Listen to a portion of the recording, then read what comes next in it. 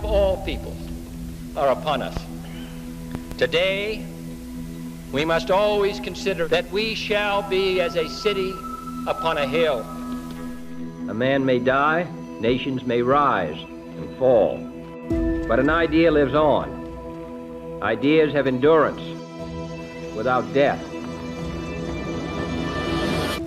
I run because it is now unmistakably clear that we can change these disastrous, divisive policies only by changing the men who are now making them.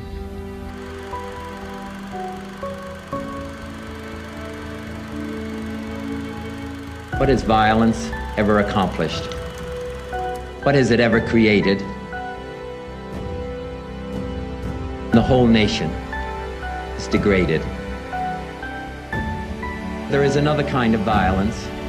This is the violence of institutions, indifference, inaction. I'd say he's done all right. Bobby Kennedy Jr. has just had his first book published. You think your father's career will ultimately have an influence on where you go? The way we've been raised, his goals, a lot of his ideals are really worth pursuing.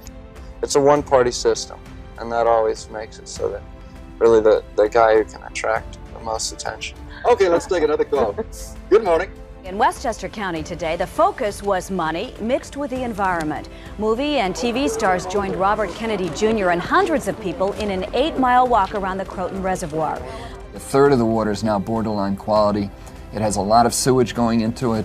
We're not protecting the environment for nature's sake. We're protecting it for the sake of humanity.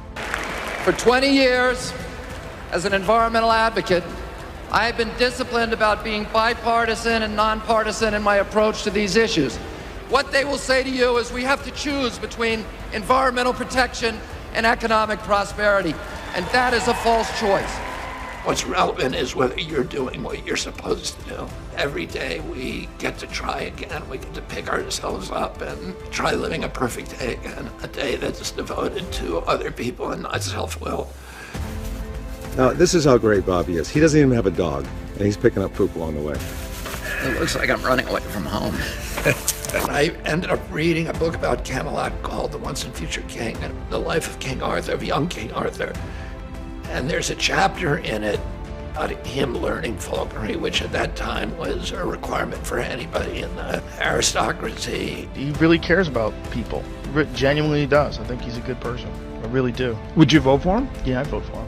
He has a tenacity unlike any person I've met before, and it's a tenacity even in the face of social disapproval. Even if it's not popular, he's going to do it. We were owing